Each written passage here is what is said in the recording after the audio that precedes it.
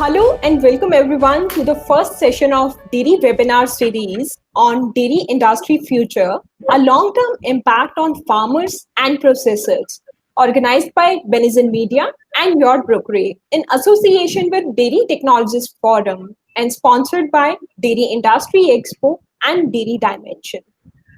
So let me introduce you to the webinar first. The purpose of this webinar is to bring a realistic picture of the Indian dairy sector.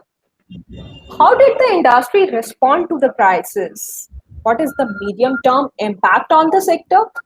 And how does the long-term Indian dairy sector outlook might look like? So during the webinar, we will also open polls for the audience to understand your viewpoint, and we would request you to kindly keep your eye in the question panel and share your views with us. So let me introduce the organizers first. Benison Media. It is a company which came into inception in the year 2015 with a vision of creating a knowledge sharing platform for the animal feed industry and further diversified into the dairy sector in the following year. The company has been publishing a monthly magazine, Think Grain, Think Feed, and it's also having two annual expositions, Feed Tech Expo and Dairy Industry Expo. Your Brokery India. Your Brokery is one of the youngest startups in the Indian dairy sector, which works with a vision to create a robust and globally competitive Indian dairy sector. The company provides market intelligence, market access, and risk advisory services. In these prime times, both the companies have jointly conducted such webinars in the past months as well. And here we are starting with the new series to create a neutral platform where you get the information directly from the top. Now, let me introduce our dynamic moderator, Mr. Jofi Joseph, who is the MD for ProMethane Power Systems, and who is there with us on a very appropriate day, which is first ever International Day of Awareness on Food Loss and Waste, introduced by FAO. He is a seasoned business leader with over 20 years of experience across diverse categories such as automobiles, paints, telecom, and agri-tech. Over the last 6 years, he has been working with startups in agri-tech industry, focused on improving farmers' livelihood and sustainability. Currently, he manages the operations for the company. ProMethane is working on providing end-to-end cold chain solutions from the farm to the consumer. And the goal of the company is chilling in every village. He's also awarded as the Dairy Leader of the Month for September 2020. Now I would request Mr. Joseph to join us, and over to you, sir. So, hi, good afternoon, everybody. And thank you, Prashant and Prachi, for organizing this webinar and having me along with you guys. I think the timing of this webinar is very opportune because we have been 6 months into the pandemic now. And I think it's time now that we look at this from a longer term impact on the industry. You know, my belief has always been that the dairy industry has its foundation on two very important pillars: the farmer at one end and the consumer at the other end. And basically, the rest of us are only to service these two pillars. Now, whatever we do is basically to support, grow, and help these two pillars. The focus of this webinar is basically how the dairy industry is going to evolve and what are the implications to the farmer and to the consumer of the various government interventions, responses by industry, and also innovations by agri-tech. Now, if you look back, COVID-19 has caused a huge impact on the health. At the same time, it has also had a huge impact on economy. Now, the last quarter itself, as per the estimates, the economy has degrown by 24%. And if you read various reports, the degrowth overall for the year is supposed to be between -8% to -12%, in terms of financial year 21. But there is one bright spark in the economy, which is agriculture. All reports say that agriculture is going to grow this year between 3 to 5%, basically for the year financial year 2021, which is good because more than 60% of India's population actually depends on agriculture as the primary source of livelihood. And dairy is a very important part of agriculture. Milk is the largest crop, and dairy accounts for 20% of agriculture. India is not only the largest milk producing nation in the world, we are also the fastest growing. So, this whole focus on farmer income, etc., has been there for quite some time now. It is not new. In fact, under the guidance of the PM, the Ministry for Agriculture and Farmer Welfare had organized a conference as early as February 2018, titled Doubling Farmer Income by 2022. During the two-day conference, it had participation from government, from academia, scientific institutions, industry, and of course the farmer groups.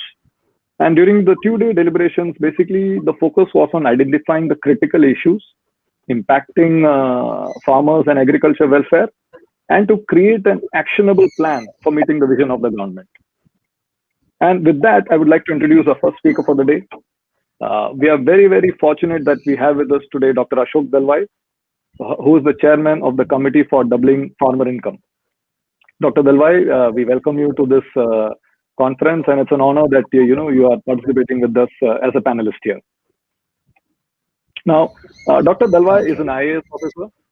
He is the CEO of NRA, the National Rainfed Area Authority. He is a student of agricultural sciences with a post-graduation in agri-economics and a PhD in economics. And as I mentioned before, he is the chairman of the Intergovernmental Committee, and he's the man who's basically responsible for ensuring that all the action plans under the Doubling Farmer Income Initiative are actually implemented. So once again, Dr. Dalwai, welcome to the panel. I have engaged with Dr. Dalwai. So if you could switch on your video. Okay, yeah, thank you. So I have met Dr. Dalwai several times, at the sidelines of the CIA Cold Chain Summit, and two things have stood out. One, he is brutally frank and honest in his feedback to basically startups like us who come and give a gyan, on how we are going to change the world. So he's very, very practical, and he gives us a lot of good feedback. The second thing, at the same time, I found that he's extremely receptive to any kinds of suggestions on how the ecosystem can be improved or changed. So thank you for that, sir. Thank you so much. Our second panelist today is equally distinguished.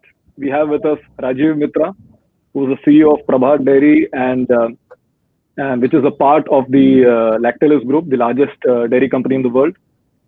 He has got more than 25 years of experience across multiple industries, both in India as well as abroad. He serves as the director and advisory boards for several educational institutions, MSMEs, startups, industry bodies. And welcome, Rajiv, and thank you for being a part of this panel. So if you could just switch on your video, yeah. Rajiv and I actually share a similar background. We both spent some time in the telecom industry before we decided to jump into dairy industry for some reason. And in all my interaction with Rajiv, what I found is him to be a very, very astute business leader, and he's got a very, very strong understanding of the social and economic issues. Once again, welcome, Rajiv, and thank you for being on this panel. Thank you. It's my pleasure and honor to be a part of such a distinguished panel. Thank you very much, Joe. So now that the introductions have been done with, and I'm sure all of you are eagerly, looking forward to picking the minds of this very experienced and distinguished gentleman. As Prachi mentioned, we'll be running this webinar over 3 modules. On the first module, we will be basically looking at the response to COVID, both from the industry side as well as from the government policy side. The second module is in terms of looking at the medium-term impact on the industry. And the third module is a bit of crystal gazing to see what can happen in the future, or what are the opportunities in the future for us. Obviously, we'll have to play around depending on the time and depending on the depth that we are going to go into each of these, but we'll try to cover as much as possible. There will be 2 audience polls during the after module 1 and after module 2. I would encourage you to participate in them using the link, which will be shared by Prachi.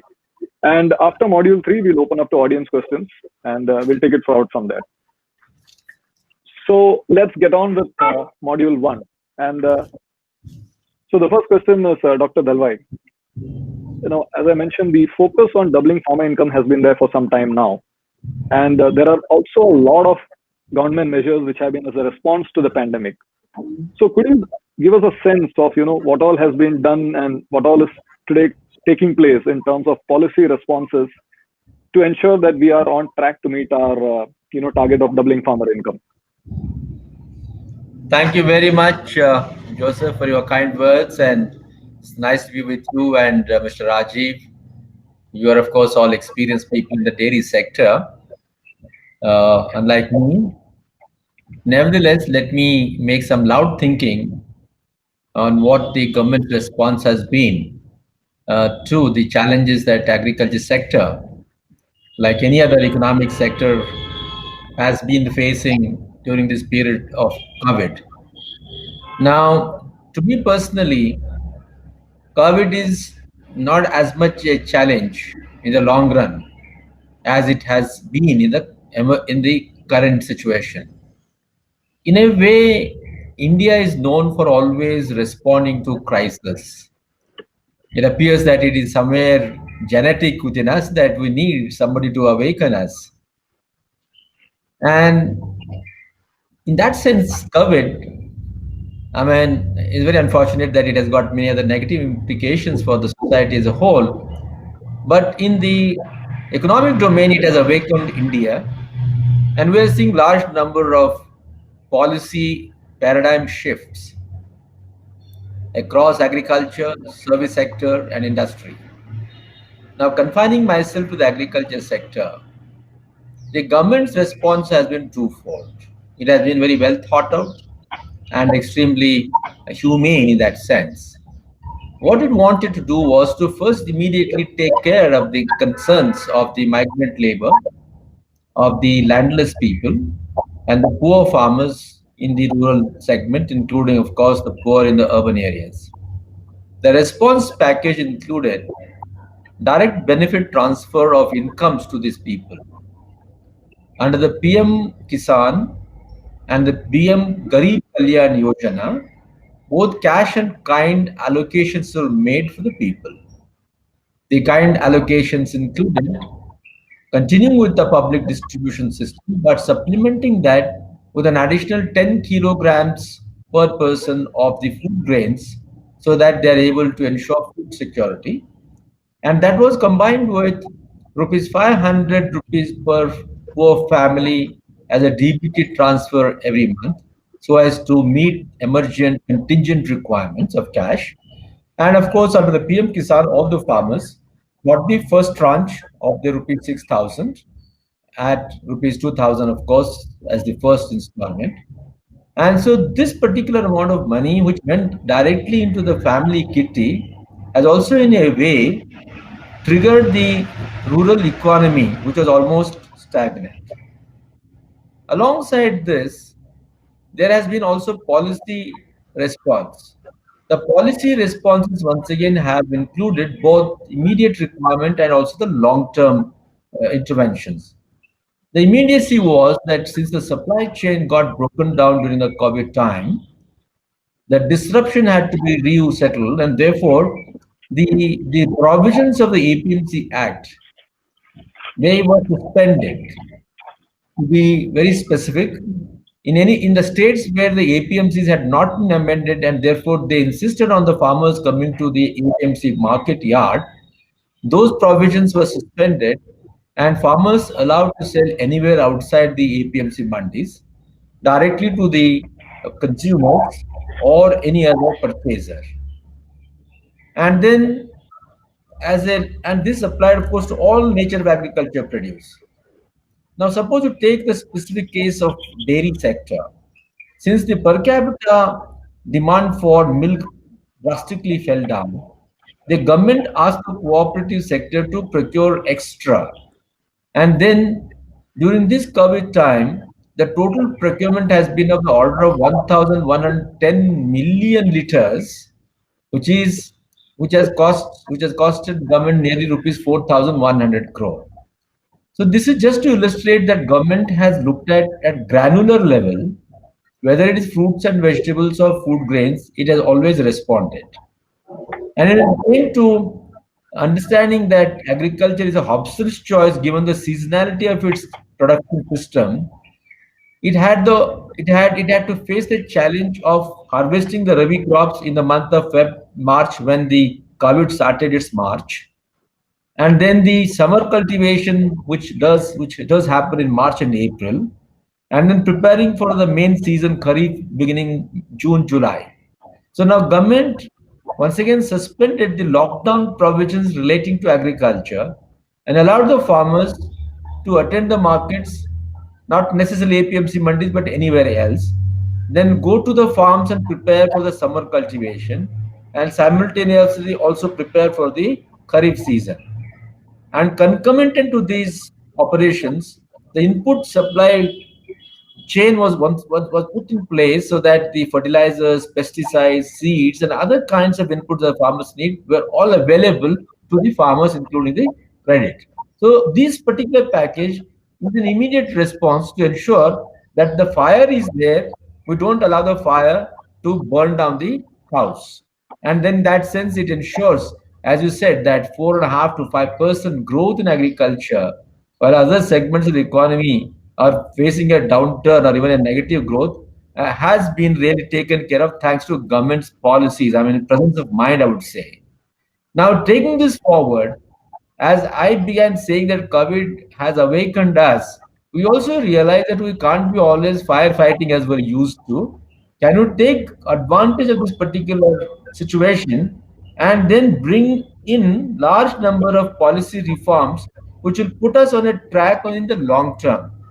Now, the reform package that we see under the Atmanirbhar Bharat, which is a umbrella package, it addresses all the post-harvest management issues. It takes care of agri-logistics. It takes care of the policy framework, and it takes care of the processing. And I would like to call these three things as the three highways. Unless we bring in the ecosystem of these three highways together, we'll not be able to harvest the full potential advantage of the reforms. So the policy framework highway is now described as what is called a direct marketing as a supplementary channel to the APMC marketing system, so that we have two alternate channels for the farmers, and simultaneously the direct marketing, like in the milk segment, which is a copy the green revolution segment, crop segment now, that will disintermediate and bring the farmers, producers, and the purchasers directly. And then it is supplemented, of course, by the Essential Commodities Act, because unless we allow the traders and other kinds of procurers, including the exporters and processors, to store and stock as much quantity as they want to, then we cannot have a free and fair trade. So these two were, in a way, as I said, necessary condition and sufficient condition. So this is a long-term package. But then a free and fair trade cannot happen or will not be happening fully unless we provide an agri-logistics national highway. And therefore, the rupees 100,000 crore investment under agri infrastructure fund, rupees 15,000 crore for the animal husbandry infrastructure, rupees 20,000 crore for the fishery sector, rupees 10,000 crore for the micro food enterprises, and rupees 4,000 crore for the non-food sector, that is the herbal medicines. These all form part of the Atmanirbhar package. So in short, without taking much of your time, I can only tell you that government has first been a firefighter and then doused the fire. Then it has ensured sustainability over this 6 month period and also during continued crisis time. And third, sow the seeds for a long-term policy intervention based fruits for the economy. So our aim would be to ensure that not just growing agriculture in terms of its growth, but ensuring that the growth converts into money. And therefore, the interventions, as you see, are not just on the production side, which has been the storyline of agriculture so far, but more so on the post-production, so that the increased productivity and production is able to convert itself into money and transfer itself as an income to the farmers. And that's the basic strategy of the doubling farmers' income. So to end, let me say, doubling farmers' income is only a quantitative target up to 2022. But then the policy has brought about a paradigm shift in the way agriculture will be practiced even after 2022. It will be focusing on income for the farmers because it would like to create jobs for the farmers. and create sustainable incomes and not just depend upon welfare packages. And second is to also take into account the diversification, the risk management happens, and as we go forward, I'll certainly share with you how we want to shift away from the crop segment into the dairy, livestock, poultry, and fishery aquaculture sectors because they're the new growth engines. And in fact, according to me, they bear a greater potential to ensure equitability in the country because crop segment is land based. We can't do much about land distribution, whereas dairy and poultry and fishery, which are more mobile in asset format, in asset condition, they can bring greater equitability. And therefore, the landless and the small and marginal farmers, according to me, including the youth who are capital, who are tech savvy, I think can look forward to a great opportunity in the non-crop segment of the agriculture economy. Thank you. Thank you, Dr. Dalwai. So let me switch over to the other side now. And Rajiv, this question is for you. You know, obviously, when lockdown began and during the initial period, there were a lot of challenges, supply chain challenges, people movement. So, how, as an organization, have you ensured that, you know, considering the safety, have you, you know, managed to support the farmers, continue procurement, and, you know, basically continue to operate and you know, kind of continue your procurement during this period? So what all measures have you taken for that? Yes. Thank you, Jofi, and thank you, Dr. Dalwai. Thanks to Benison Media and Prashant for this opportunity to meet today. To start with, I was very impressed with what Dr. Dalwai had to say about the government's thought and action, and I'm sure we are tiding over it. We are coping with it. It's been very challenging, Jofi. It's not been easy. That the tussle between lives and livelihoods at the onset of the lockdown and supply chain challenges, logistics issues. It has been very challenging times for the government, for companies like us, and all other responsible companies. We had responded in these three ways. If I would list down, first was safety of our people. We took an absolute no compromise stance position on safety of our people, which was, you know, as basic things like, you know, masks, sanitation, sanitizing our office areas, our vehicles, our premises, everything, and anything, social distancing, and all the basics. So we drilled it down into our people like madmen. And even today, if you come to our factories, you will see the way we are following regulations and common sense, all of these. So if you ask me what we did, like all other responsible companies, the first response was, let's keep our people safe, the safety of our people. Number two was continuity of business. You know, what is our business? We are, you know, we talk of things like in business, we talk of B2B, we talk of B2C, that is business to consumer. We are in C2C. We are in C2C business, which is the cow to the consumer. That is our business. So there has to be, you know, lockdown or no lockdown, COVID or no COVID, the cow continues to give milk. The farmer continues to produce milk, and that has to be collected. That has to be collected. And if I'm collecting milk, that has to be processed. That has to be converted into milk products. That has to be converted into milk for the consumer to consume. So this chain, the chain from the farmer to the consumer, our next step was to see that it never gets broken. It doesn't get broken, whatever may the scenario be, whatever may the difficulties be. So continuity of business. We always believed that this COVID has come and it will be there for some time. It will live its life and it will go. But business will go on. Life will go on, you know. And if during this time we break the chain from the farmer to the consumer, then it will be disastrous for the coming days. As you rightly said, the economy is being shaved off some 23, 24, 25%, while in these times, agriculture and dairy is holding out hope. We are still talking of a 5% growth. Okay, so which all is done by by companies and governments with all responsibility to preserve the continuity of business. So that was second. Third, I would say availability to our customers. Availability to customers means what? We are milk suppliers. It is essential. Seniors need milk. Infants need milk. Everybody, we all need milk in some form or other. It is an important constituent of nutrition to the people of India.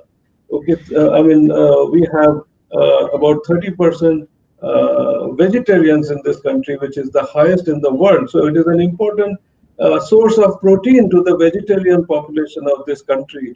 So we were always available to the customers, and they could be the end use consumers, they could be ingredient buyers, because we are suppliers of milk powder, of other milk produce to other essential commodity suppliers. Let's say biscuits, which became a major food during some difficult times when workers had to leave places like Mumbai and other cities and had to go back to their native villages. So we are suppliers to biscuit companies, we are suppliers to chocolate companies, we are suppliers to pharmaceutical companies, who in turn manufacture infant food, senior foods. We are suppliers of cheese to say the pizza makers who were during the days of lockdown, who were supplying food to your doorstep. So those were they became very, very essential commodities. So we were available to our end use consumers, to all our customers, be it ingredient buyers, be it end use consumers. So safety of people, continuity of business, and availability to our customers. These are the three ways we try to respond to this unique situation, thereby serving the farmers, the consumer, and as you said, everybody in between.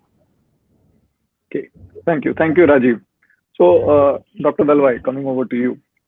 Yes. You had mentioned in the initial talk that we had that there's a lot of focus. We had mentioned about 15,000 crores being invested into the animal husbandry.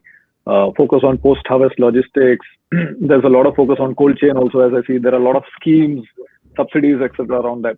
So would you be in a position to share some of the schemes that are specific to the dairy industry, which the dairy farmers or the companies like Prabhat can avail of? Could you just give us a brief on some of them? Yeah, I think, see, the two things that immediately come to my mind are that first is that, as we know, in the dairy sector, some of the diseases like brucellosis, mastitis, and foot and mouth disease, these have been the what should I say, albatross around the dairy animals and their dairy owners. Unfortunately, we have not been able to do much in terms of preventive care. So now, under the Atmanirbhar Bharat, government has committed to 100% vaccination of all the bovine population. So that should take care of controlling this particular disease. Now, as we know, I may not be very accurate with the figures, but if I can recall, I understand just from brucellosis itself, there is an annual loss of nearly 6,500 crore of income. Similarly, mastitis, it results in much more huge amount of loss to the farmers and therefore the entire agricultural economy. So the first step that now government is taking is to take up 100% vaccination, and a huge sum of money, nearly rupees 13,000 crore plus, has been promised for this. So that would be the first one. The second one, of course, is on the post-production side, where, as you know, the entire dairy sector, like any other, has to first, of course, focus on improving its productivity, and second one is to ensure that we are able to integrate to the market. Now, on the production side, while India has done extremely well, if you look at the figures, for example, it has done much, much better than the crop segment. We were only 17 million tons of milk producers in 1951, and today we are at 191 million tons, which converts itself into 1100% change, a positive change in the milk segment. Whereas, say, the food grains, for example, we were at around 51 million tons at that point of time, and we have reached now 291 million tons. It's a good growth, but it does not compare itself with milk. More importantly, the notwithstanding this high catapult in terms of production, the productivity figures in India are still not comparable with the advanced dairy nations. We now need to bridge that particular gap. So one of the strategy which our committee recommended also and which government is focusing on is that within the states we find that there are inter-district variations in yield. So the common perception that the state governments are not giving much importance to dairy sector sometimes gets belied because some districts are doing very well and some districts are not doing. So if we are able to bridge the gap between the districts or among the districts and reach the state average, then in all the districts which are lagging behind, the production increase will be nearly 43%. And then if we can bring about that big gap bridging between the states, we should be able to do much better. So the strategy here will be, and I think you all also can contribute to this, is that in India, just like in crop segment, there is a huge gap between the genetic potential and the field realization. Like in animal sector, whether it is the cows, cattle, or the buffaloes, while we can achieve nearly 1800 to 2000 kgs of milk per lactation in a year, the actuality is around 1000 liters or 1000 kgs. So how do we reach that? So the strategy now here is twofold for the government. One is to increase the artificial insemination. That is also one part of the Atmanirbhar Bharat. As you know, despite this huge science growth in our country, we have not succeeded in producing enough number of the doses required for the artificial insemination.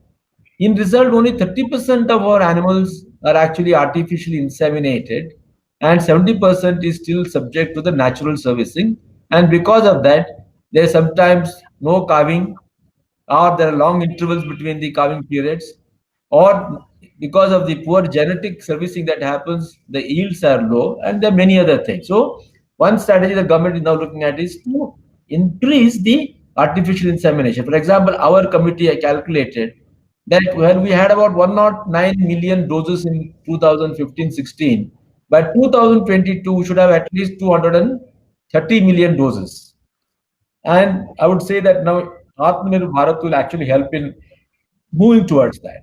The second one, in that I was reading literature, what it shows is many a time it is easier to realize higher yield by improving the environment of the management, which only means that well, genetically, it will take a little more time to increase the potential.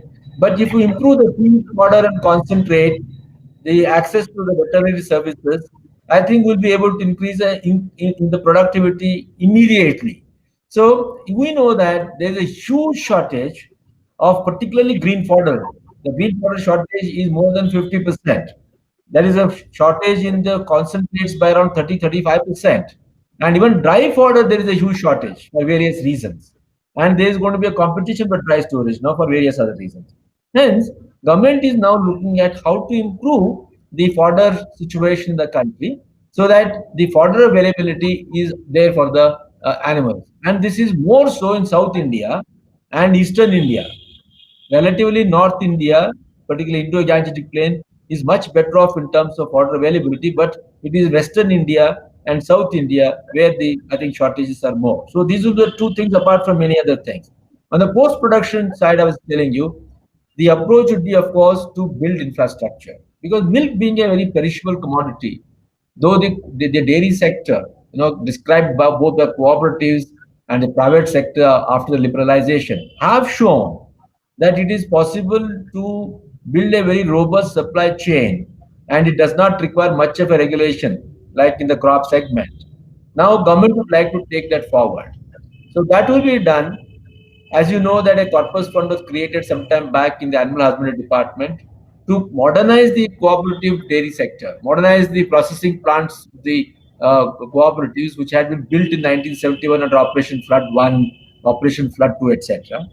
Second one is to make available this rupees 15,000 crore, which is the infrastructure fund, make it available to entrepreneurs, cooperatives, farmer producers organizations, and other end users so that they are able to replace the old processing plants, improve their bulk coolers and other kinds of logistics that is required to connect the farm gate or the the cow with the consumer, as Dr. Rajiv was rightly saying.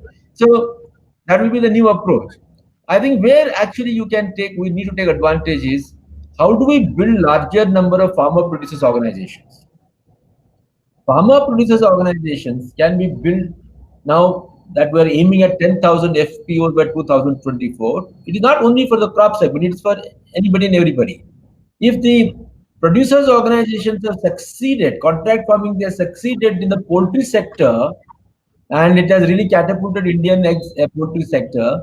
In the dairy sector also, I think the contract farming would be a great help combined with farmer producers organization, because it will bring focus on fodder, feed, and and concentrates, etc., and simultaneously enable efficient transaction or efficient supply chain from the farm gate to the market. So that would be the post-production segment. So the farmer producers organization, contract farming, combined with rupees 15,000 crore promised for the agri infrastructure fund, and the earlier corpus fund for modernizing the dairy cooperatives would be the way forward. So I think that's fair. I think now both the private sector and of course we should also be inviting the FDI, which is now 100% FDI allowed in the retail sector, in the agricultural sector. So that should help in building the required agri logistics and therefore give a new trigger to the higher productivity of milk and the total quantum of production. So let me end up by saying that there is going to be continued market for milk. Today we have reached 191 million tons. Okay, the per capita availability has increased substantively. Yet the per capita consumption is much lesser than what is prescribed. The per capita consumption in rural areas is lesser than urban areas, but the national average itself is very less. Whereas India, with a large population of vegetarianism, and particularly they are lacto-vegetarians, that large number of Indians are lacto-vegetarians. So the demand for milk is estimated to increase to 400 million tons by 2050. And by 2030 itself, it is going to substantially increase to 250 to 280 million tons. So I would say that this demand itself can be a big incentive to increasing the production and productivity. So that's where I think the private sector should come in. And private sector, now in North India, we have no cooperative sector. Eastern India, we don't have cooperative sector. And Central India, we don't have cooperative sector. I think that's where the private sector must really chip in and then strengthen themselves and help everybody, create wealth for the nation. That's what I would say. Thank you very much, sir. In fact, your answer was so comprehensive that you have even answered some of the questions I had for the next module. So thank you. You would have answered the questions that you may ask me. Rajiv, you heard what Dr. Belwai said, and it's a very comprehensive list. But as a person from the industry, as somebody who's dealing with farmers on a day-to-day basis and who have to sustain these operations, and at the end of the day, you're an enterprise, you have to make a profit. So do you believe that there is something more required or more support required from the government or in terms of policies? And not only for tiding over the crisis, but also for the long term. As I said, if the goal is doubling farmer income. And I mentioned in the beginning that Dr. Belwai is very, very receptive to feedback. So this is your chance.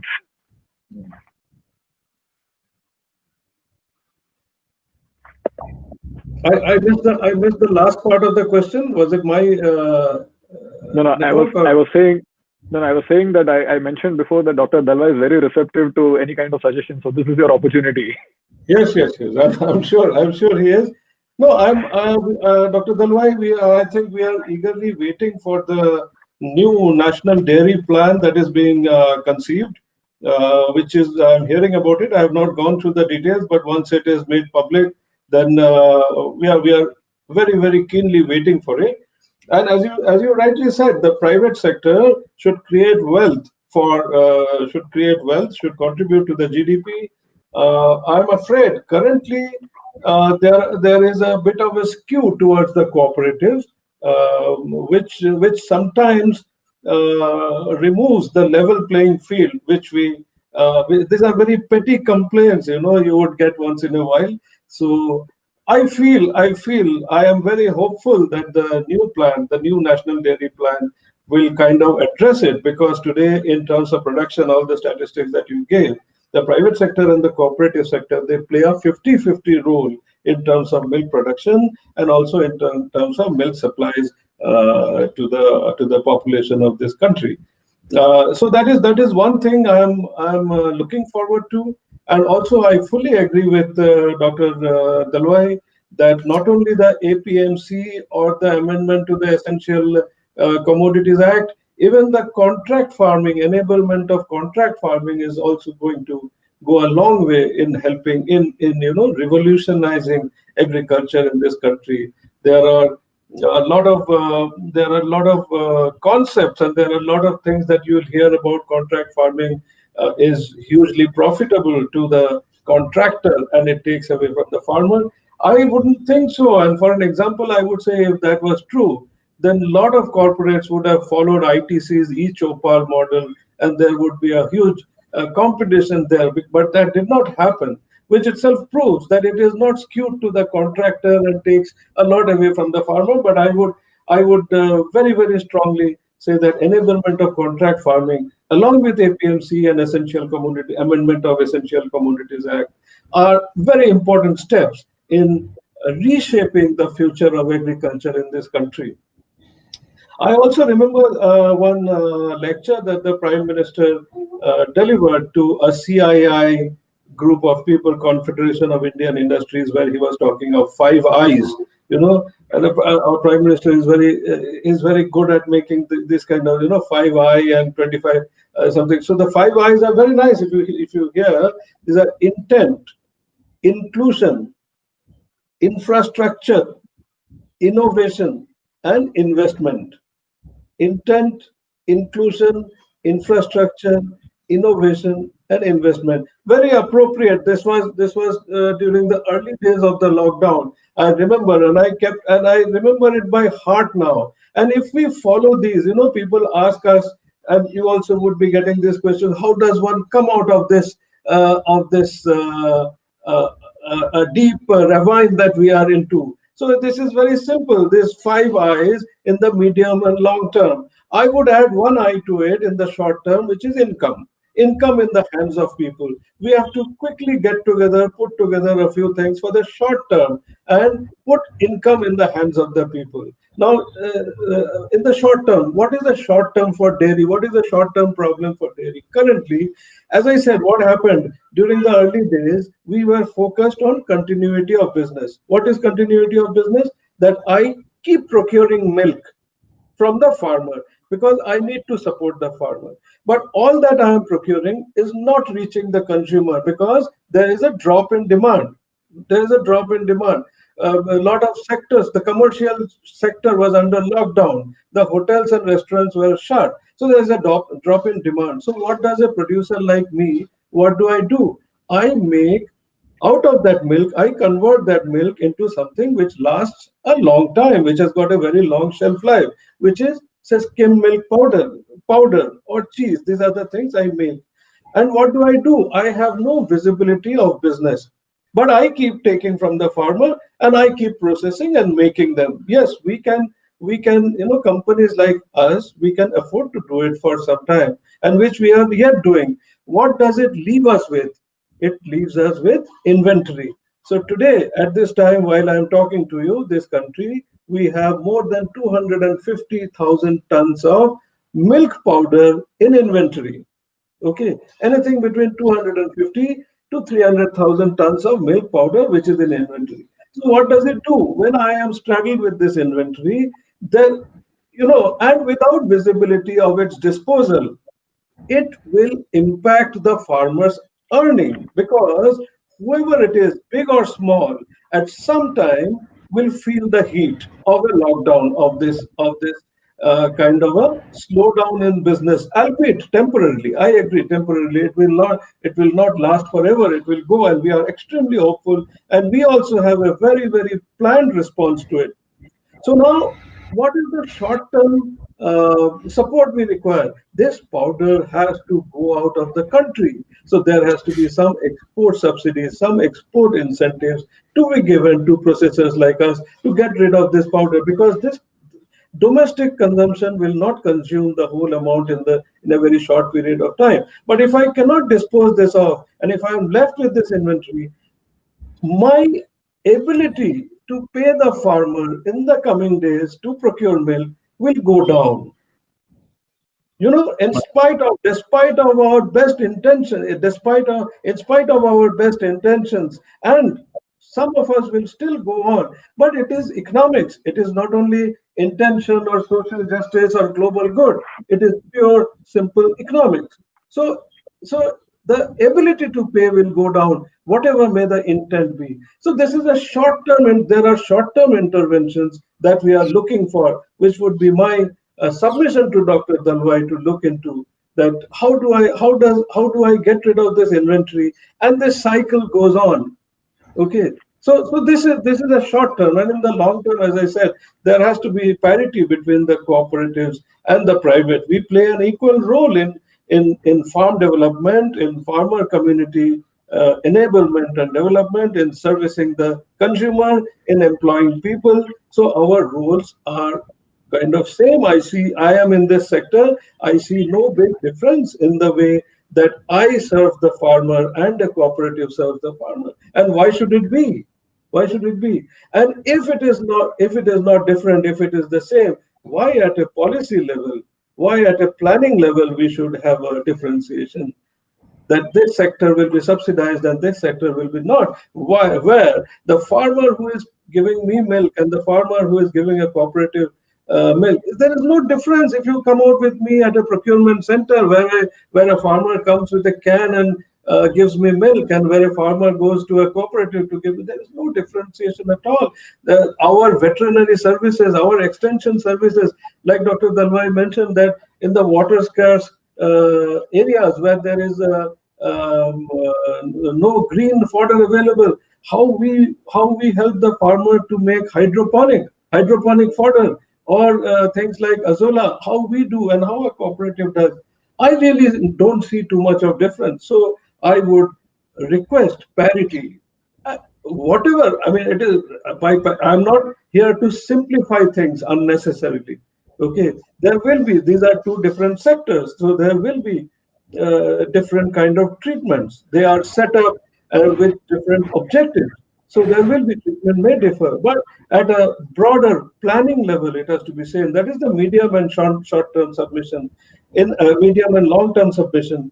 In the short term, I would say the inventory that the dairy industry is now, it might become a big problem, because come November, the flush season is ensuing. We are having a flush. We'll have a flush. We'll enter the flush season, and the milk production will go up. The milk will have to be disposed, and already the industry is full of is struggled with this much of inventory. I will need to get rid of dispose this inventory to be able to procure as much milk as the farmer can produce. Yes. So these are the short-term and medium, long-term objectives that I had to submit to Dr. Dalwai and to this forum and to anybody through you. Thank you. Thank you. Thank you, Rajiv. So I think we are having a very, very comprehensive and engaging discussion. So I think we'll have to skip the first audience poll there. We are already 45 minutes into the session. So let me just switch gears a bit. And Rajiv, this is for you. See, while there has been kind of a crisis due to the pandemic, it has also opened up a lot of opportunities for companies. especially companies who are able to move fast, companies who are able to respond to consumer insights faster. So could you share some of the things that you have done or what you're seeing in the industry in terms of products, in terms of new business models or innovative ways of distribution that has come out of as a result of this pandemic? Yeah, good. Thanks for asking. What we have done, as I said, in the milk industry, there is a term called milk holiday. You know what it means? I just tell the farmer that I'll not take your milk this evening, and the cow has given milk. He has that milk, and I say I don't take. So we, as a policy, we are in 7 Indian states. Prabhat is in Maharashtra, but as Lactalis India, we are 3 companies: Tirumala in south, Anik in central India, and Prabhat in west. So these 3 companies put together, we form the Lactalis Group in India, which is, as you said during the introduction, it's a French group, the world's biggest dairy company. We have a policy of no milk holiday. We don't declare milk holidays and all that. We are committed to the farmers. You produce milk and we will take that milk. So that is what we did. We had a stated policy of no milk holiday during the lockdown. It is my responsibility to take that milk from you. 1. 2 is we actually increased our procurement. Because see, we knew that there are players who would go out of the system. Unfortunately, there are players who would go out of the system. So we took that milk. We increased procurement because if I make 100 tons of, for example, 100 tons of powder a day, I might as well make 110 tons. The problem doesn't increase manifold. It just increases 10%. But if that farmer cannot dispose of his milk, it is a huge problem for him. So I increased procurement. I declared a no milk holiday, and also things like the hygiene things like timely payment, advances, all of that we did. Now coming to your the second part of the question as to what opportunities you had out of this, so we. I am one of my favorite characters in history is Dr. Winston Churchill. I remember a quote. No crisis should go waste. No crisis should go waste. So everything is an opportunity. While this is a very, very big price, if I say that this is an opportunity, this has come at a very big price. So I don't have a heart to call this an opportunity. I don't have a heart. But what happened, see, milk industry also, we have, where do we sell? We sell to the, am I audible, Jofi? Yeah. Yes. We sell to the end use consumer. As I said, we sell to ingredient buyers like pharmaceutical companies, biscuit companies, chocolate companies. We sell to the HoReCa segment. HoReCa is hotels, restaurants, and this canteens and all this kind of segment we sell. And as you know, HoReCa was shut, complete lock and key, shut. Okay, we supply cheese to one pizza maker. They operate out of 1,000+ stores in this country. They have more than 1,000 stores in this country. During the peak of the lockdown, they are operating out of 20. They were operating out of 20 stores. So now you do the maths and calculate the percentage. So that was the state of HoReCa. So HoReCa business was down, commercial was down. The consumer segment was available. The consumer segment was available. So we did some efforts. We put some efforts to go directly to the consumer. There were logistics challenges. We are not a logistics company. We are milk processors. We don't understand logistics, but we made an effort to understand logistics. So we created our own systems and models, and IT became a fantastic enabler. That is one thing I can see out of this pandemic. The IT, the way we are using IT now and the way it's going to change and reshape the way we will work in the future for times to come, it is fantastic. So reaching the consumer through, so many things, it became easy. That is what we did. Another insight we got, see, milk is an essential commodity. Milk is available. But on the consumer side, there was, drop in disposable income.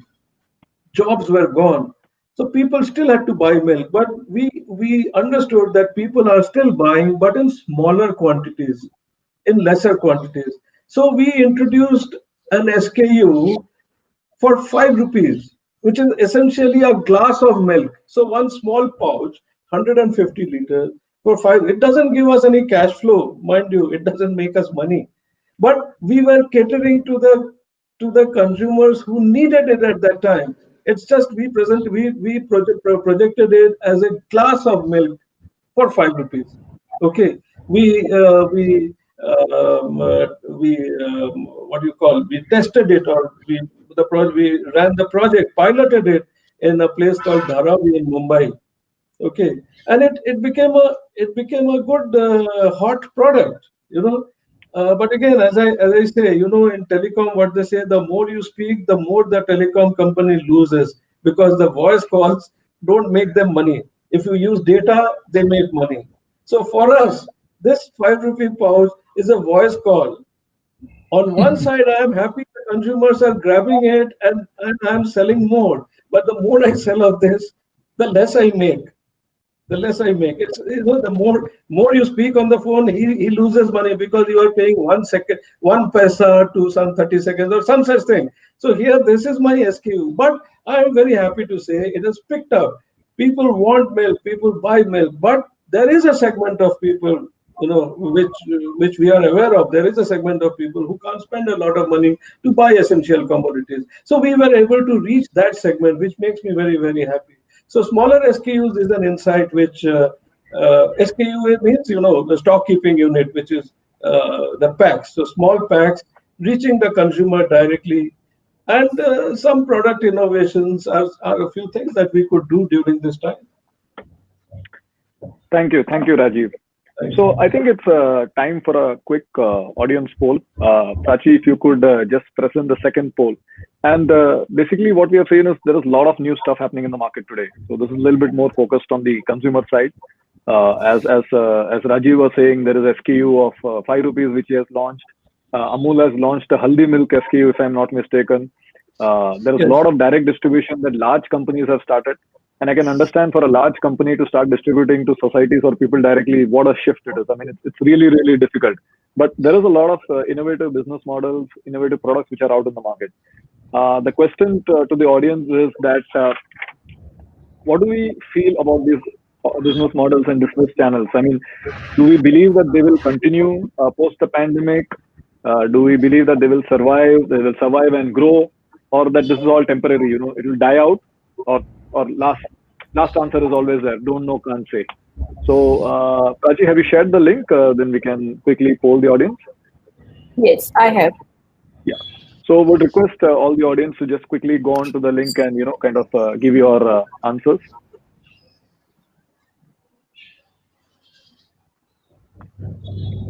And then we'll wait for a minute or so.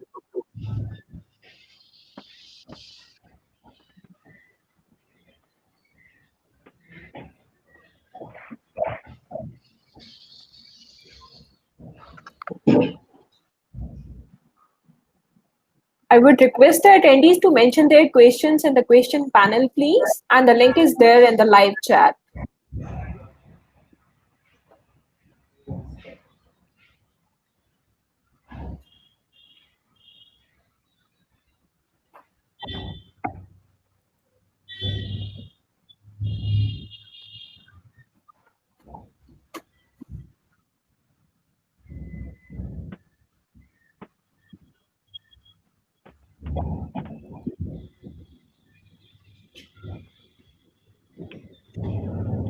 Okay, I think Prachi, we can close the poll now. We have sufficient responses. So I guess we can wait for a few seconds more. Okay. We are still getting the responses.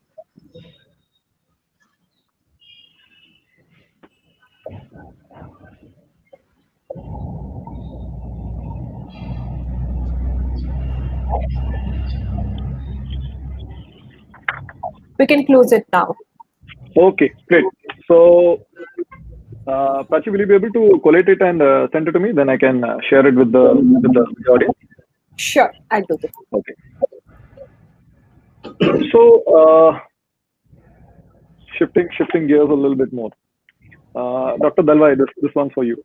So, you know, whenever I look at from a government policy perspective, and then there's a lot of focus on the farmer, which is natural. I mean, there is, obviously, large percent of the population of India is depending on this, sector for their livelihood. Is there, from all the inputs that we are giving to farmers, is there also a similar, impact in terms of upgrading the quality of milk? And I'm saying from a consumer perspective, because you had mentioned some of the things like, treatment of diseases, etc. Because I feel that a lot of policies are skewed to farmers, but I'm sure somewhere in there is also a thread where we believe that the overall quality of the milk in India has to go up from a nutritional perspective and from a, spoilage and quality perspective. So could you shed some light on that, of how we can, bring these inputs to the farmers and finally benefit the consumers from all these initiatives? Yeah, I agree with you that by and large, we have not been a quality conscious country.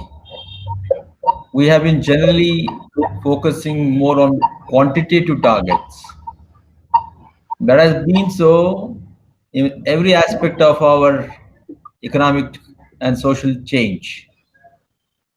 So coming to the food per se, we need to certainly now bring in standards. We have different standards, as you know, for agriculture produce. We have, for example, in the crop segment, the AgMark standards are there. Then we have the FSSAI standards. Then we also have for the organic produce, we got the NPOP standards and the PGS, the participatory guarantee system.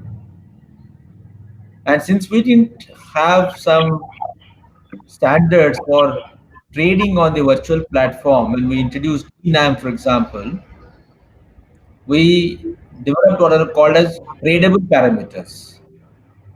Unlike the BIS or the ISO certification or the AgMark, where it is more statutory oriented certification, this is in a very interim arrangement where we had a technical committee sit together, design some kind of standards, and got it approved by the minister, and then rolled it out.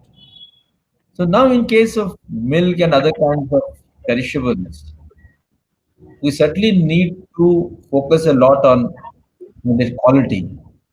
But I would say that wherever the organized sector is there, whether it is a private sector or the cooperative sector, there has been emphasis on quality, unlike in the unorganized sector. The very fact that at the collection centers, your payments are linked to SNF and other quality parameters, I think it has brought that kind of a premium on the value, and therefore the farmers are taking care. But the issue is that the organized sector is still very small compared to the total production that's happening in our country.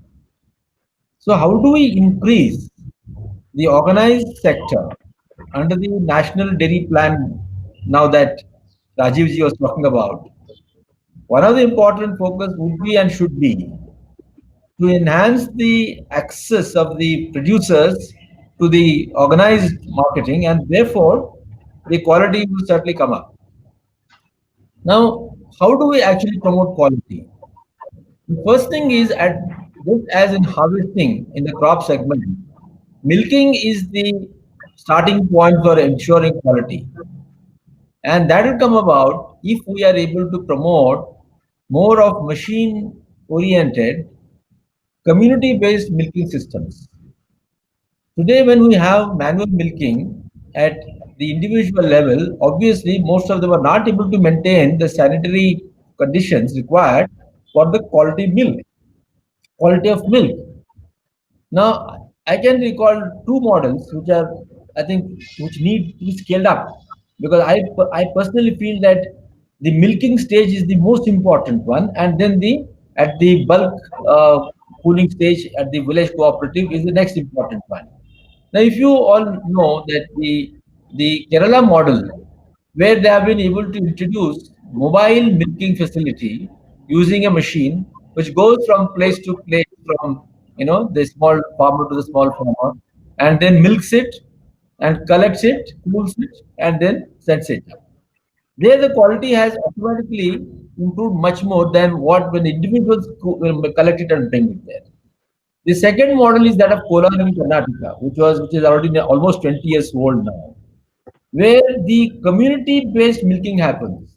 That the farmers, instead of the mobile machine coming to the farmer's house, the farmers take every morning or evening their buffalo or cow to the community center, and there is a sanitized system of milking, and then it is milked there, and then it is collected. So I think we now these are very simple models. We should be able to replicate this model everywhere so that the starting point is good.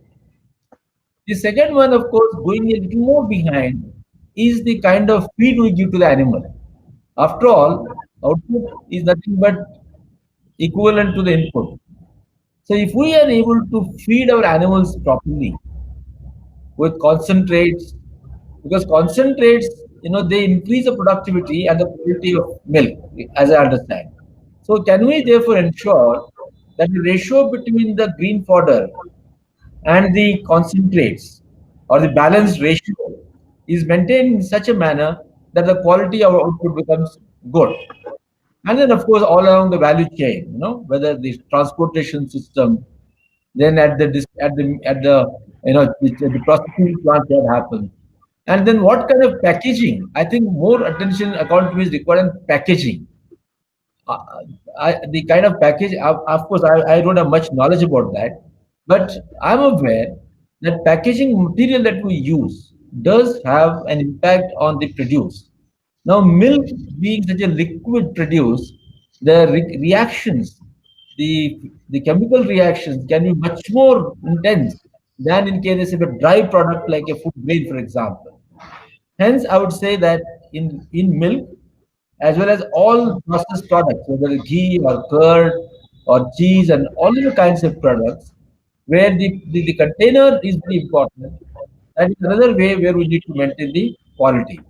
But all above all this thing is how do we prepare the consumers to be ready to pay for the extra quality that they demand.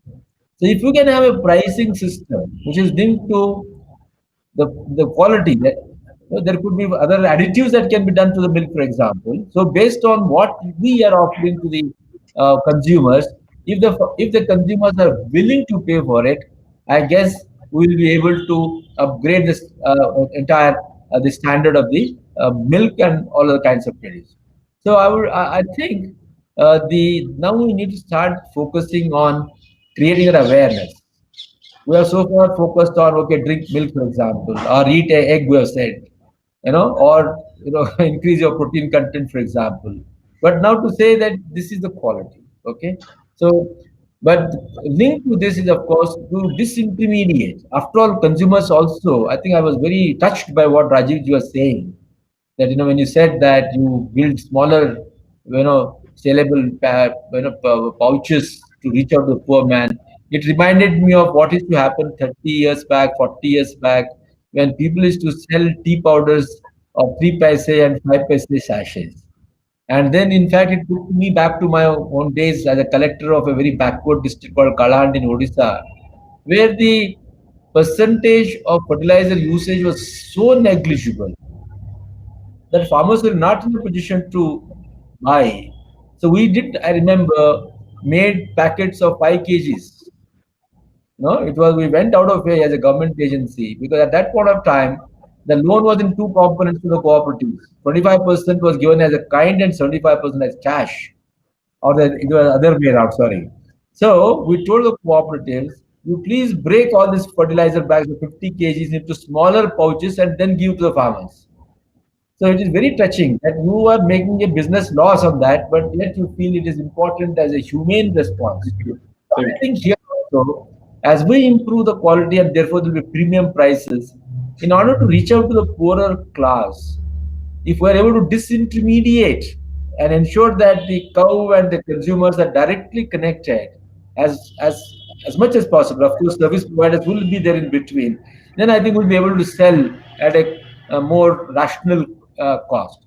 So this is what I would like to say, that we should be able to move forward in this situation. Thank you. Thank you. Jofi, I just want to add very Sure. well put Dr. Darwai about quality.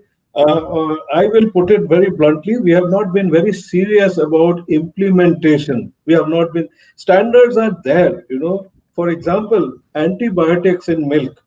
FSSAI mandates tests on 28 groups of antibiotics, which we do. I'm very proud, which we do. And this is being now revised and it will be made to 55 groups of antibiotics. So these are standards. And to be very fair, I can tell you there are clients, there are customers who are ready to pay for it.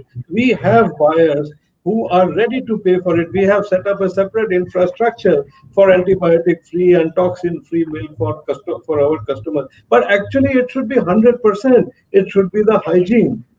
Yes. See, the problem is connection infrastructure. It is not so much with standards. If I may take 1 minute, Jofi, Yeah. it is with collection infrastructure. If you see antibiotics, you see, I hear there are 400 people attending this seminar, and there are 4 of us here. How many people would be on antibiotics? I will say not more than 5%.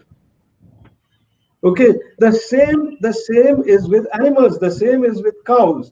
Now what happens is, if I have a collection center that has a tank of 5,000 liters of milk, so out of that 5,000 there may be 100 liters which is antibiotic positive, and 4,900 liters of milk that will be antibiotic negative. What I do not have, maybe at the most of us at the collection centers, is a segregation facility. Okay, so, and the farmer is afraid that if I declare that I am giving antibiotics to my cow, then I will not be able to sell this milk. Okay, Yes. so therefore, that 50 liters, 100 liters of milk get mixed to that 5,000 liters tank, and the entire thing becomes antibiotic positive. So it's about the collection infrastructure that we have, and you very rightly said about the awareness, the education. How are we making them aware of it? Third, I would say, I had several meetings with FSSAI people on this. There is in our country again lack of veterinary doctors and veterinary infrastructure. Therefore, what happens is, whatever happens to the cow, the farmer doesn't know what it is, goes to the shop, buys an antibiotic pill, and pops it in. Okay, so that brings me to another ailment. Why should antibiotic be available OTC, over the counter?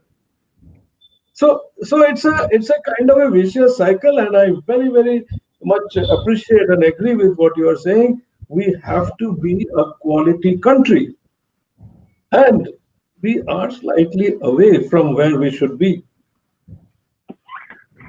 Yes. Right. So, so the next question is a bit of a this thing, you know. So I wanted to put it out there, you Yes. know, and you know, even in during the 2 days of deliberations, this has come out as the fluctuation of farm gate prices is major challenge for the farmers. We see, as Dr. Dalwai mentioned in the introduction, inter-district variation, but there is also variation week to week. Like Rajiv and I were discussing last week that it was 17 There is rupees in variation private to Maharashtra. cooperative. There is variation Yeah, private to cooperative. So there is variation. there is. So, Yes. so I mean, Dr. Dalwai, how do you believe that the industry and government can work together to ensure that these drastic variations are kind of limited? Because at the end of the day, the variations are impacting the farmer and the industry. So, is there a mechanism you feel that industry and you know, government can cooperate or work together to ensure that these dramatic variations don't happen? Yeah, I think I don't have a very comprehensive full response to this, but I can only tell you from my understanding, small understanding of economics, is that the solution lies in reconciling the demand and supply. Now, as we know, particularly for agriculture commodities, which are food commodities, the demand does not vary very drastically, whereas the supply varies. Because supply is something uncontrolled variable in a generated production system like agriculture, whether it is crops or the milk or fish or whatever it is. We don't have much control on the supply, whereas demand is something which is more or less fixed. We therefore should have a system of introducing a control system into the supply chain. How do you do that? One, as they say, storage and release when you can, when you need to. And if you want to store an agricultural commodity, we also need to process it. Because every agricultural commodity is a living organism even after it is harvested. Milk, for example, is live for 4 hours, and a food grain may be live for 1 year. All said and done, there is a specific lifespan. We therefore need to strengthen our agri-logistics. That includes storage, transportation, and intermodal transportation system. To that extent, we'll be able to reach out quickly the demand centers. The demand centers are there across the country. I not only me, anybody who understands data will tell you that actually what we're calling surplus at the national level are local surpluses. They are not many a time national surpluses. When we are saying, for example, that per capita availability of milk is higher, but per capita consumption is lower in our country, what it means is that we are not able to reach out the milk, the person who requires it. And taking the definition or extrapolating the definition of food security of the FAO, milk security, for example, means one is availability, second one is accessibility, third one is affordability. Today, availability is there in our country, but we are not able to access it because we don't have good agri-logistics to connect the production zone with the consumption zone. We're not able to transport it faster. Third, many people are not able to afford to buy that thing. So that the one way is to see how we can build robust agri-logistics so that we are quickly able to identify the demand centers and transport there. And the second one, of course, is when we need to store it over a longer period of time, the only way is processing. As we know in our country, in the dairy sector, at least 80% of it is mostly sold as liquid. Around 20% alone is getting processed into different products. So how do we increase the share of processing of this dairy product such that the shelf life increases? We are able to also create differentiated demands. That means for ghee, for example, or curd, for example, or cheese, or different kinds of differentiated products. And that requires research and development. That requires innovation. So we certainly need to increase the processing percentage of our dairy, that is basically the liquid produced, so that the shelf life increases and we are able to reach out to people. How does that help? Now let's take ICDS centers. We have such a large number of ICDS centers. There is so much of malnutrition among our children, among growing up children. We have not been able to reach milk to them or milk products to them. Even if we are able to reach out, even if somebody is willing to sell it, the logistics is so difficult, the transportation is so weak, the communication system is so bad that we cannot go there. So naturally, we need to process and send it there. So I think we need a new way of looking at, and I would say that milk security should become the new coinage. That how do we make our country milk secure? See, I know I was reading a book and it says that the taste for milk, or it also depends upon genetics. For example, North India, there's some particular gene, that number I forget. In Western India and North India, that is there, and therefore they consume more milk. But South India, they're allergic to milk. Now, I think very few in South India can consume as much milk as in North India. That is a genetic issue. But issue is that you need to really build milk security or protein security, and milk has so many other kinds of minerals, including calcium and all that. It should become a new kind of a mantra. So we are able to then therefore sell more and more milk, okay, and make it more affordable. So the short point is that this fluctuation that we are seeing can be addressed not just in milk, but in any case, in any kind of agriculture produce, to have a very strong bridge between the production zone and the consumption zones. Second one is to be able to centralize the data. Unfortunately, we do not have a centralized database to know where the demands are and what is the price mechanism.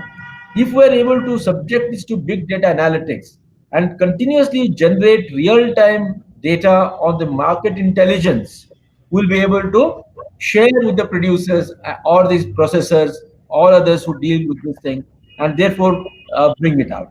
So that is the only way to actually even out this price fluctuations that we are seeing. And of course, the third way is that can we build some kind of a corpus fund? Like for example, now Rajivji was talking that he has processed so much more, but we are not able to sell it, right? We're not able to export it. So I guess in case of these perishable commodities, like some states like Karnataka and all offer some kind of a supplementary support, at least to the dairy cooperative sector, okay, whereby they're able to buy more, all right, and also it acts as a buffer against losses. Maybe some kind of that purpose fund has to be created, whether it be private sector or a cooperative sector.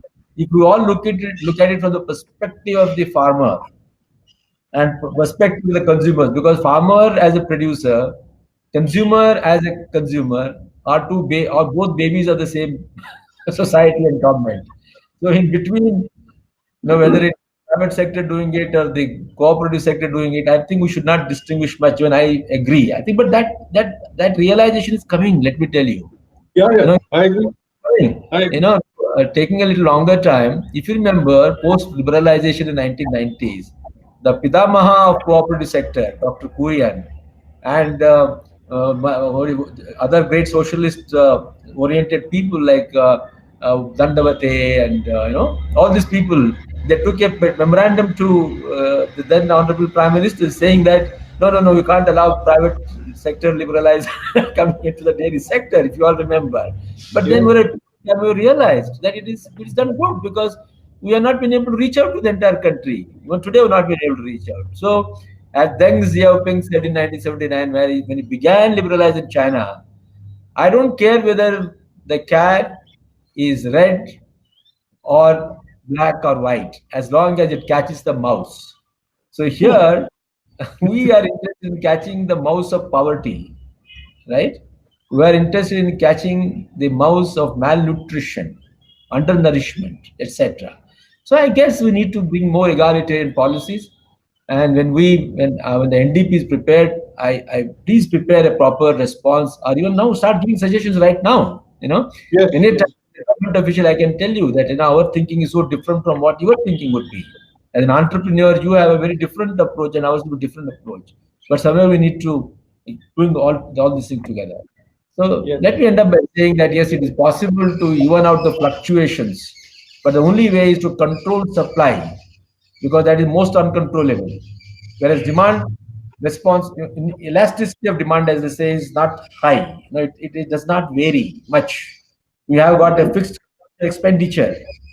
Okay, the families have got a fixed consumption expenditure. The poorer families spend 50 to 60% of their food. Richer guys will spend 10% or 5%. But then the basket of expenditure will not vary much. Okay, so you need to deal with supply side according to me. Thank you. Sure. Thank you. Thank you. A bit of trivia, Dr. Dalwai. The gene that you are talking of, it is called 13910T. 13910T. It's a gene mutation that originated in Europe about 7,500 years ago. Which somehow came to India. This gene, this enables digestion of lactose, which is present in milk. So very nice point you said. I don't know which book you read, but this is a book by Tony Joseph called Early Indians. Yes. Tony Joseph, correct. Very nicely as written. Right. Yeah. Yes, that's right. So I think we have some time now, so I'd like to pick up some audience questions. The first one I would like to pick up is addressed to you, Rajiv, and it's an interesting question. It says that if the dairy sector is laden with so much of inventories, why are the retail prices not cut to create more demand? as you know, consumers would love lower prices and demand can be increased. I mean, you already touched upon it with your 5 rupee SKU, but maybe you can spend some more time. No, I know what this gentleman is talking. See, when the consumer thinks of dairy, the consumer thinks of a pouch of milk. But that is a very small percentage of my entire portfolio. See, for me, for particularly my company, out of the total milk that I take, I make this much percentage of powder, this much percentage of cheese, and a very little this much percentage of milk is sold in milk pouches. Okay, Maharashtra produces approximately 2 crore liters of milk per day. Out of that, about 80 to 90 lakhs, 80 lakhs is consumed, home consumption. The farmer consumes at home and distributes in the villages. The processors collect about 1.2 crore liters of milk every day. Okay, out of that, about 50 lakh liters goes into milk pouching and sold as liquid milk. Yes, there could be some benefits of cutting that and creating more demand, but the demand elasticity, as Dr. Dalwai just said, is not very high. Even if I cut that price, and as I said, I am anyways giving a lesser SKU to a poor person who cannot buy bigger stock keeping units. But now, supposing there is a merit, what this gentleman is asking, I am happy that good question. There is a merit in cutting that price, but that doesn't increase demand. So I am requesting somebody who can pay for that milk, pay it so that I can pay the farmer. Because otherwise, 60 to 70% of the milk that I am collecting is not sold in the market as pouch milk, liquid milk on a day-to-day basis. So where I don't have that leverage of cutting it and doing something that's an internationally traded commodity. So I go by the international prices. Okay, there is a small percentage that this gentleman is referring to. That happens once in a while. We cut that price, but there is no great increase in demand because of that. Because the elasticity, which Dr. Dalwai just so nicely articulated, the elasticity is not very high. So if milk prices come down or milk prices go up, the demand elasticity is not high. So I don't control the demand that way. But there is merit in cutting some commission of the trade or something there, and that keeps on happening. But one thing we need to keep in mind, a small percentage of the milk that the processors collect is sold as liquid milk. The larger percentage goes into commodities in Maharashtra. So, Dr. Dalwai, thank you, Rajiv. So this question is for you, Dr. Dalwai. How, I mean, you touched upon it slightly earlier, but how important is dairy farming to the goal of doubling farmer income by 2022? It is extremely important. In fact, our DFI strategy that identifies 7 sources of growth recognized that the livestock sector as a whole is the future growth engine. We have identified that in preference to the crops, that is the agronomic crops like food grains, the 2 growth engines where we need to bring greater focus are horticulture and livestock sector, including dairy, meat, poultry, fishery and aquaculture. What we have seen is that the livestock sector is growing at a very robust rate of 7% average. And within that, the fishery has been growing higher than the dairy sector. Some states like Odisha, we saw the figure between 2001-2 and 2011-12. The fishery sector, for example, grew at a whopping 35%. Now, if you look at the figures between 1981-82 and 2011-12, while the crop segment grew from 45% to 47%, the dairy sector or livestock sector grew from 4.5% to 11.2%. Just look at the growth differential. Today, the livestock sector contributes 29 or near 30% to the agricultural GVA, and it contributes 4.5% to the national GVA.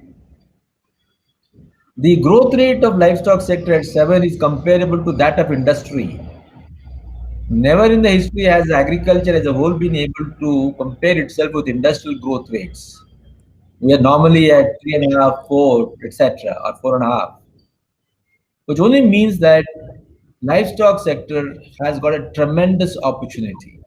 Second, the aim of doubling farmers' income is to enhance the growth rate at a higher level for the poorer people compared to the richer people. To illustrate, Punjab number one in terms of income of the farmers. Number two is Haryana and Kerala, whereas Odisha, Bihar are much behind.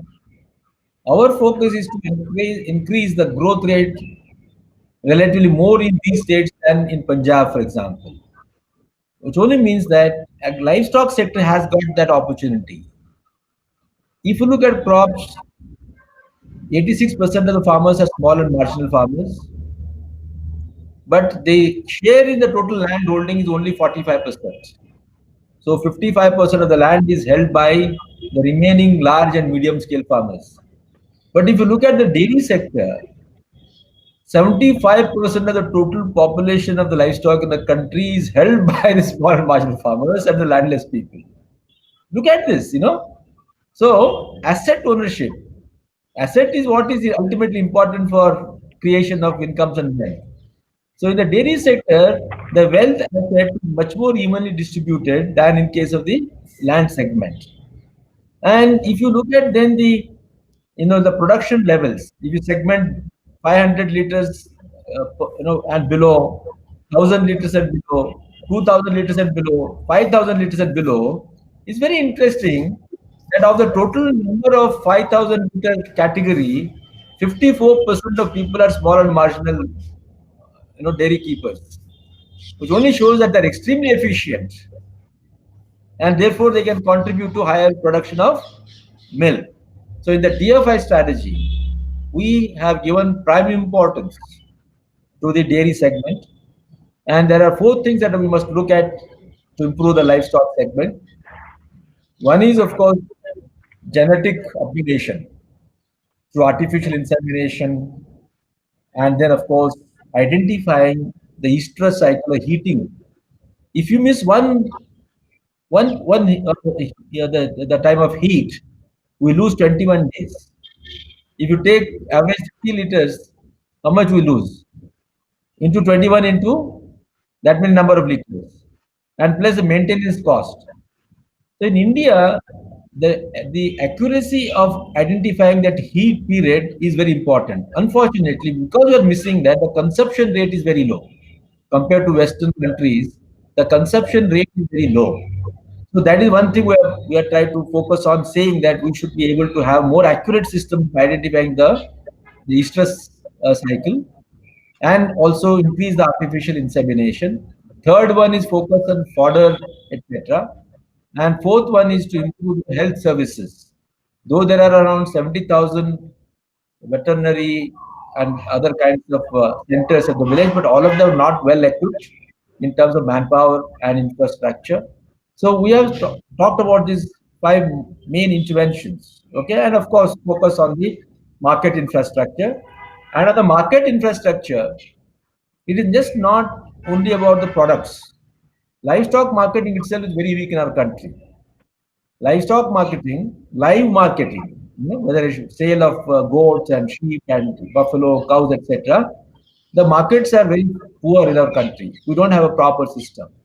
Livestock insurance is extremely weak. We have done a lot of improvement in the crop segment, but in the livestock side, we still are in an archaic system. So these are some of the things that we have talked about, and DFI committee definitely holds a lot of premium by the livestock sector. The very fact that government has now created different ministry for the animal husbandry and fisheries, with 2 independent departments, once again for fisheries and livestock, goes to show the seriousness of the government and its recognition that these are the future growth segments. Okay, and I'm aware in the less endowed region, that means the rain-fed areas, the value of livestock sector is much more than in the irrigated system, because the poorer people are there. Incomes are less. In fact, among the lowest category of people, livestock sector is a prime source of income. Very interesting, no? We look at agriculturist as a single brush. No. In fact, marginal farmers with 1 hectare and below, their total share of farm income is only 35%. That means 65% income comes from non-agriculture sector. And within this 35%, major component comes from the livestock sector. That is the importance. So a time has come, frankly speaking, to stop calling it allied sector. Now we need to start creating opinion. It is not an allied sector. It is an independent segment of agriculture. Agriculture is a generic term. So crops and horticulture, livestock and fishery aquaculture, these are independent. Okay, so you look at another data point I'll give you. We compare the volume of production with the value of agriculture GVA. What we found that while 42% of the net cultivated area is under paddy, wheat, and maize, their share in agriculture GVA is only 10%. Sorry, 19%. Whereas milk alone contributes 10% to the agriculture GVA. The value of milk is more than paddy and wheat put together. Imagine there's so much of cry going on about MSP and this kind of things. But those poor farmers, the landless person keeping one dairy, 2 buffaloes, their value is much more than what this paddy and wheat farmers are doing it together. So let's really push for it. And within the dairy segment, my request to both of you, Joseph and Rajiv ji, is that we have not brought attention on the minor ruminants. Our attention only has been on major ruminants, that is cattle and buffalo. There also a lot needs to be done, but so far whatever has been done there. Whereas minor ruminants, that means sheep, goat, which are called small ruminants. So we have coined the term minor ruminants. Sheep, goat, plus yak and camel. These have been neglected. Yes. We've got large number of goat, large number of sheep. They are very important from the perspective of milk and meat and wool and other kinds of byproducts. We have sort of not brought due attention to them. So now can we start attending? I mean, in terms of research and development, in terms of business, in terms of management, and all other things, how to bring them to the fore. India is a hierarchical society. We have hierarchies within the human society, within the crops also, within the economy. Agriculture is considered the lowest rung. Within agriculture, crops are considered as superior. Within those crops, paddy is the most superior, and poor jawar and millets are at the bottom. And within the animal world, cattle is number one, buffalo is next one, and goat, sheep, and yak, camel, nobody bothers. From the economic perspective, how does it matter? So I would say that we have tried to bring attention to all this, including piggery, duckery, poultry. What a wonder the poultry has done for India. We now produce how much? 9,000 crore pieces of eggs. Every day we're producing 24 crore pieces of eggs. Look at that. What wonder this livestock has done without much of a support. The total support from the public sector is only 12% of the total allocation to the agriculture sector. So we need to reorient the public sector investments, the private sector investments, and research and development, etc., etc. So I think it is a wide opportunity available. India has to now future from the nutrition perspective, from the income perspective, and from the equality perspective, focus more on livestock, fisheries, and aquaculture, and just not only crops. Though I from agriculture, I'm a crop side, as I said it, but I realize as a pure data manager that that's where the fruits lie. We should move towards that. Thank you. Absolutely. So Rajiv, I will let you close with the last thing in terms of the formal question. So as a representative of the industry, what are the top 3 things that you believe is required from a policy perspective to basically achieve the the goal which Dr. Dalwai said of 400 million metric tons of milk by 2050, and also in order to bring it into the entire Atmanirbhar paradigm. I think during our discussion we discussed all this point. Sorry, you said something. Sorry, did I cut you short? So I was saying one is in terms of support from the policy perspective, and second, how to bring us more into the Atmanirbhar paradigm. What exactly do we need from the government side? Okay, okay. So quickly, I'll give you a half a minute of my thought on Atmanirbhar. I am a very big MNC, very large MNC company, not a foreign company, mind you. I am not a foreign company. I am a multinational company, because this Atmanirbhar self-reliance, which is very good, which is extremely good, but it is prone to be misinterpreted and misrepresented. MNC is a local company in multiple countries. I am a very, very local company. The farmers that I collect milk from, they are not from foreign farmers. They are from my country. They are Indian farmers. I support so many farmers. We have 14 plants in 7 Indian states. I employ 10,000 people, all Indians. I service the Indian consumer. So I am not a foreign company. A multinational company is vocal for local. I am a local company in many countries. What riles me up, what upsets me, there is a brand called Knorr, Knorr, Knorr Soup. Very English sounding, foreign sounding name. There is a chain of stores in Pune. I will do a disservice if I name that store.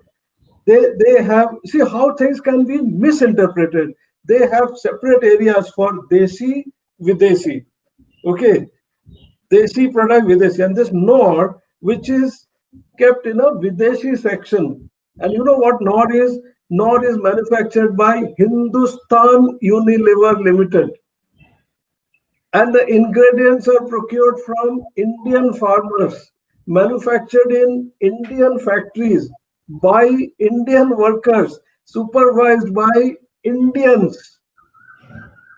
So in our enthusiasm, which later on the finance minister, the defense minister, and even the prime minister clarified in words and in action, it is Atmanirbharta is not closeness. It is not isolation. So it is, and see, believe you me, we all need, all of us to cope with this trouble, to cope with this pandemic. It is not an individual independent problem. So that was my short take on Atma. We are vocal for local, we are Atmanirbhar, and we support the cause. Now coming to this, our wish list, as I said during this course of this discussion, one is that cooperative and private, that parity we discussed. Two, quality was on my agenda of wish list. We have policies, we have standards, but we have to have stricter, stronger will for implementation. That is 2. Third is something which we are talking about, the dairy industry is talking about since I think 2016 or 2017. That is GST on some of the value-added products should be reasonable. I'm not saying you bring it down, make it zero. Say something like ghee. If the ghee GST, ghee is what? Ghee is an essential commodity. It's a source of nutrition. It is essential to. It is a healthy thing. Now, if you raise the GST on ghee by just perceiving it to be a very, very expensive and niche commodity, you make ghee out of reach of common people. And what is happening? A healthy product gets replaced by an unhealthier, cheaper alternative, which is again doing a disservice to the health of the populace. So these 3 things, 2 we already discussed during our course of discussion, that is cooperative and private parity is a wish list. There's milk quality. We have standards, we have policies, some more stronger will in implementation is a wish list, and GST normalization on products like ghee, which comes on top of my mind. There may be a few others, is also something that is my wish list. Thank you. Okay, so thank you very much. I think we have far exceeded our time. Thank you very much, Dr. Dalwai and Rajiv, for spending time here, and thank you, Prachi and Prashant, for organizing this. I think, I mean, even though I've been a part of the industry, I've learned so many new things today, and I'm sure the audience also appreciates all the insights and the experience that these two very, very distinguished gentlemen shared with us. So thank you very much once again, and I would formally close the panel discussion now. But for the members of the audience, you can continue your interaction and engagement in your separate breakout groups. Thank you. So, Prachi, you want to...